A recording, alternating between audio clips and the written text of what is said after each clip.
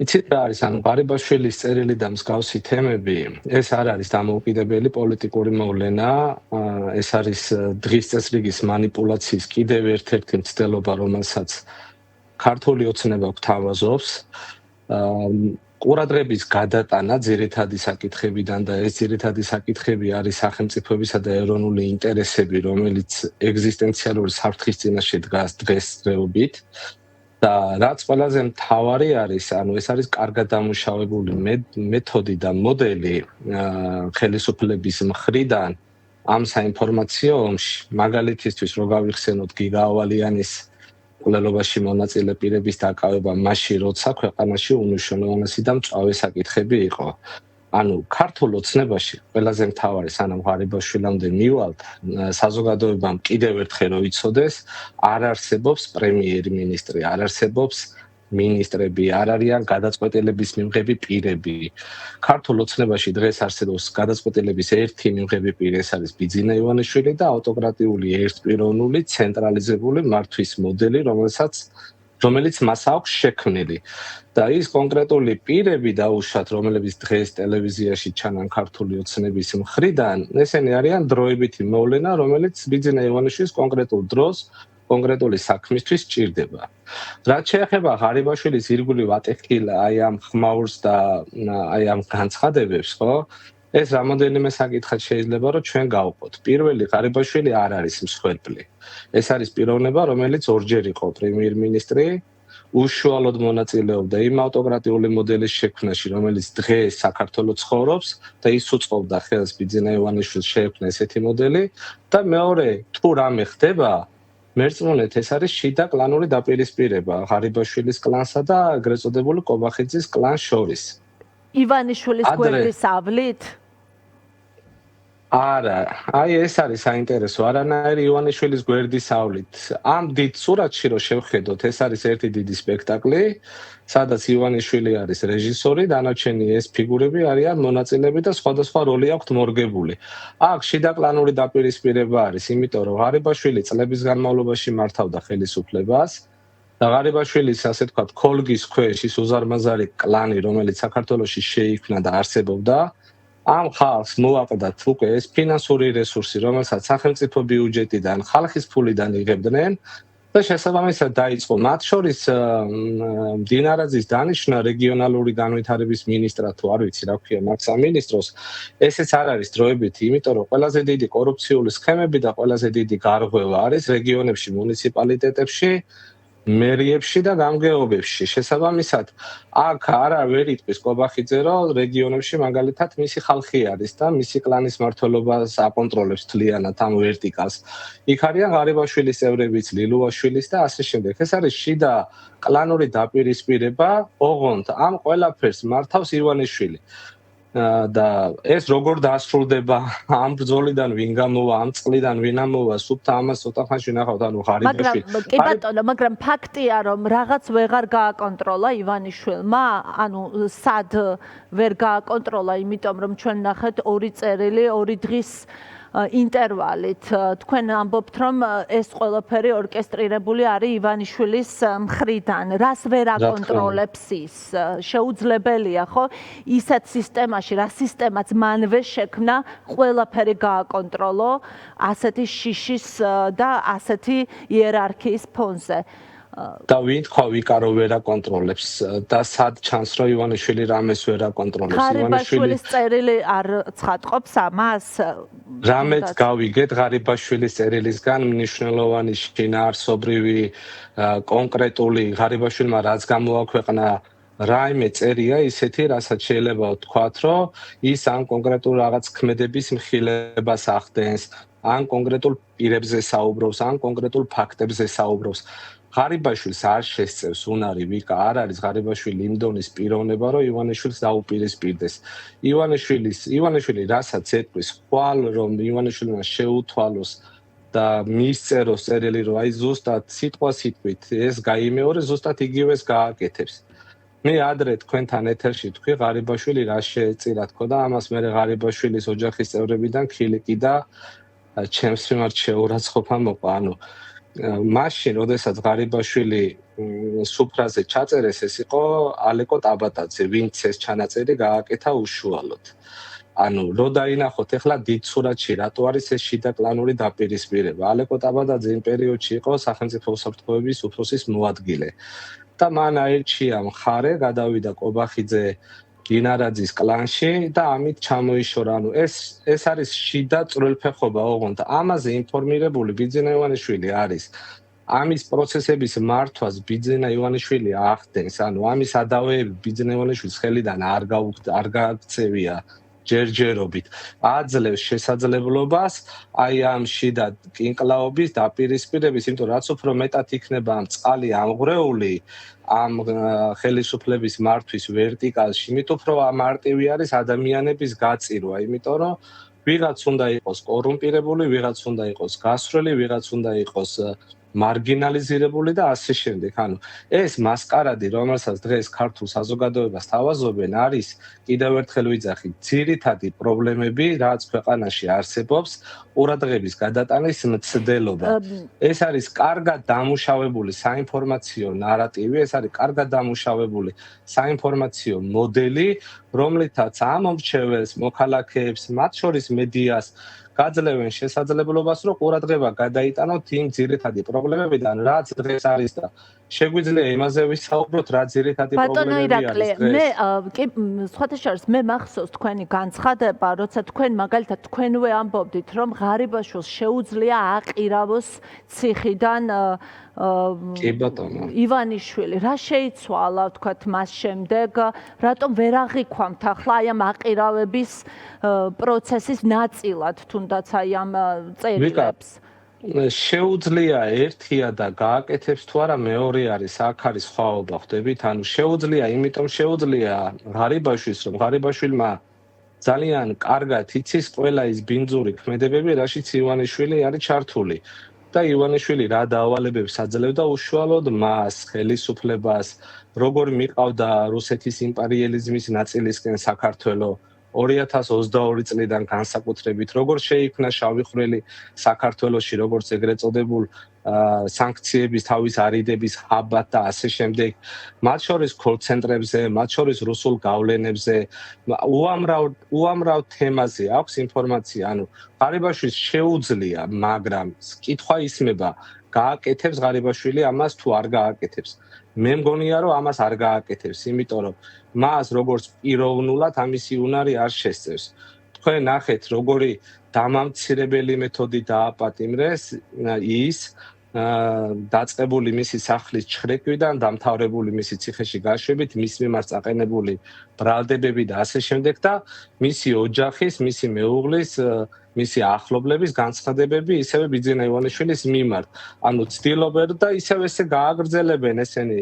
მოდით მე ეხა ვეცდები, რომ უფრო რაღაცნაირად შეგეწინააღმდეგოთ, რომ უფრო საინტერესო იყოს ჩვენი საუბარი. რის გადაფარვად გამოდგება ეს ყველაფერი? აი პირდაპირ მინდა კითხოთ, ყოფილი პრემიერ-მინისტრი, ორგზის პრემიერი, რომელიც ციხეში იმყოფება, რომელიც ამბობს, რომ შეუგზავნეს მას პოლიტიკიდან პრევენციის მიზნით წერილი და სთხოვს მოქმედი გუნდი, რომ აღიაროს სრულიად ახალი კორუფციული დანაშაული, ეს რის გადაფარვად გამოდგება? ეს არ არის იმ ტიპის, იმ მასშტაბის ამბავი, რაც უკიდურესად აზიანებს ივანიშვილს და თან მუდმივად გვესმის ჩვენ, რომ ღარიბაშვილს ყავს თავისი რაღაცა ელექტორატი ოცნების ამომრჩეველში.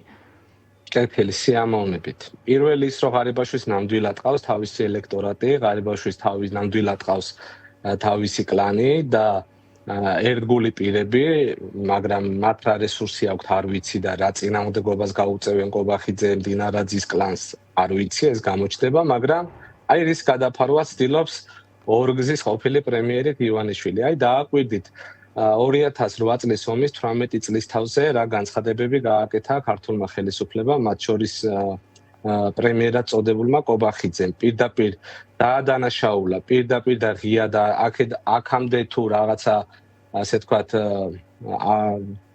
ზოგადი საუბრებით შემოიფარგლებოდა, დღეს უკვე მან 18 წლის თავზე პირდაპირ დაადანაშაულა საქართველოს ომის დაწყებაში.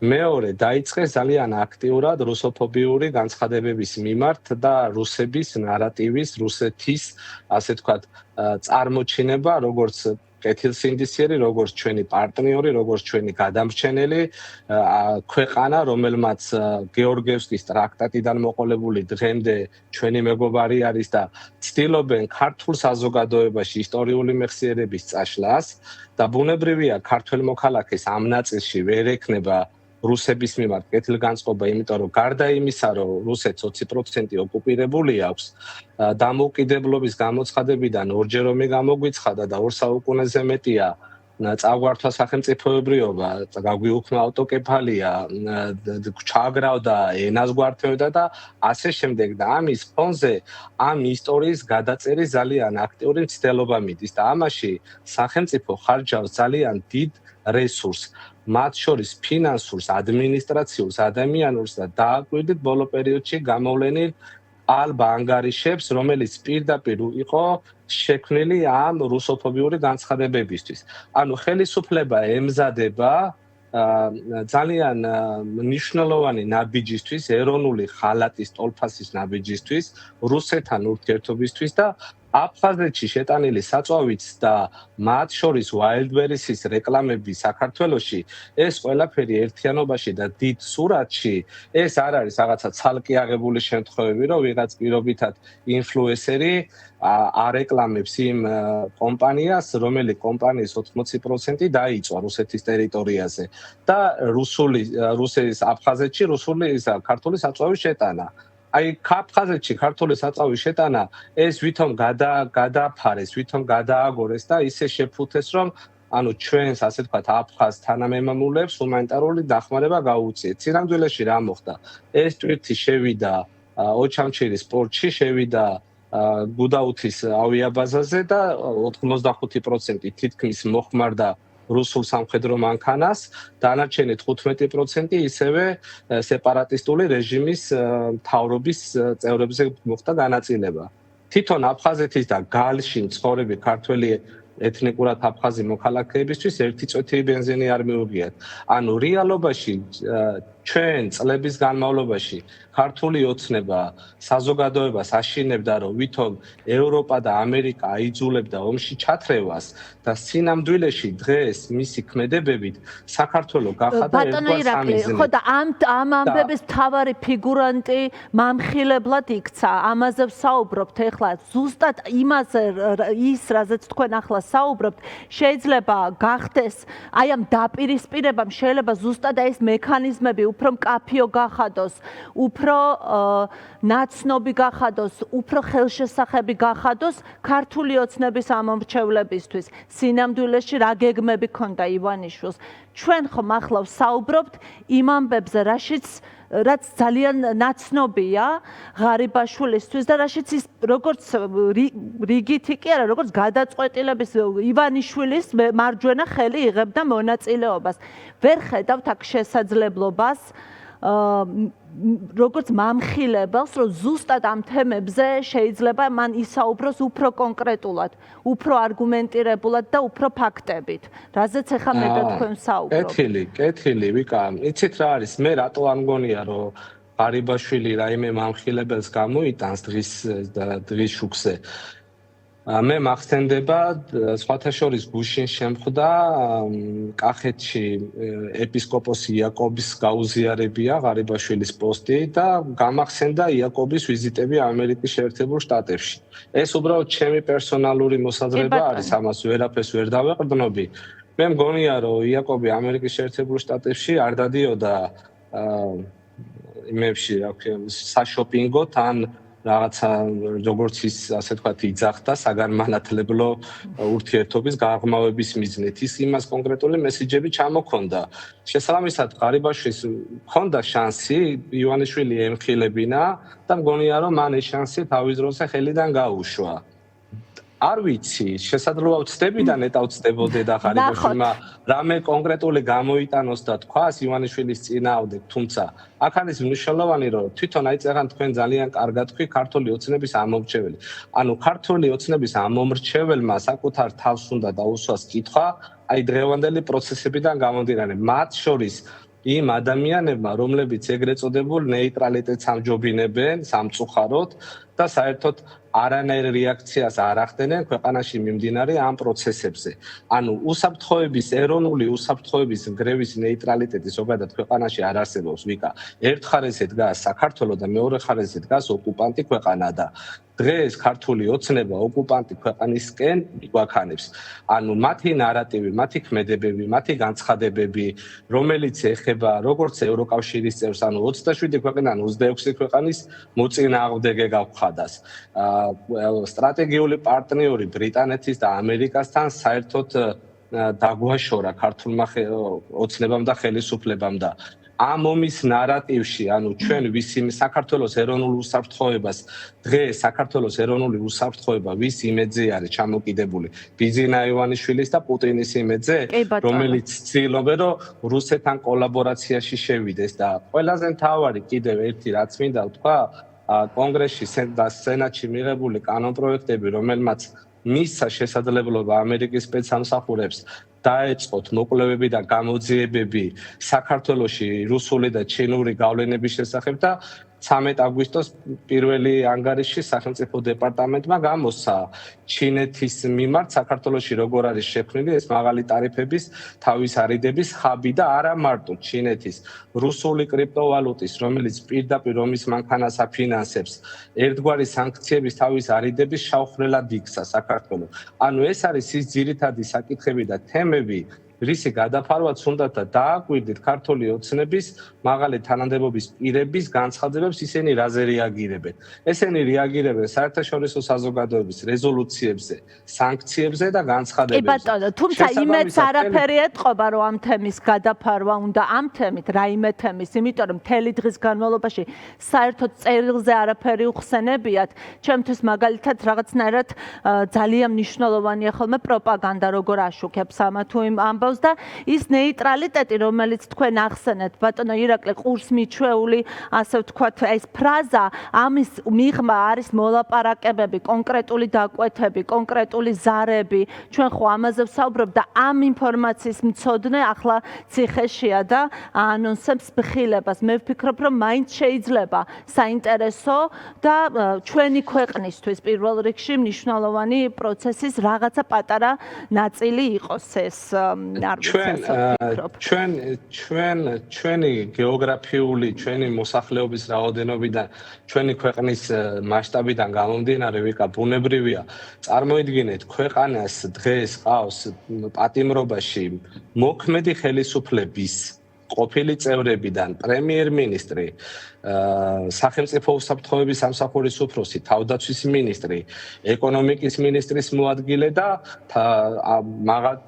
მოადგილეებზე და დეპარტამენტის უფროსებზე და ასე ვთქვათ, წვრილფეხობაზე რომ აღარ ჩამოვიდეს. ბუნებრივია ეს არის, ხო? ანუ განსახილველი საკითხი კი არა, ერის ტრაგედია არის. აქ არის საუბარი, რომ თვითონ ქართული ოცნების ამომრჩევლისთვის არ არის ეს ტრაგედია და ეს პროცესები, ანუ ამან თანმიმდევრულად ისეთი მიმღეობა შეუქმნა საზოგადოებას, რომ ანუ მსგავს საკითხებზე რეაქცია საზოგადოებას აღარა აქვს. კი ბატონო.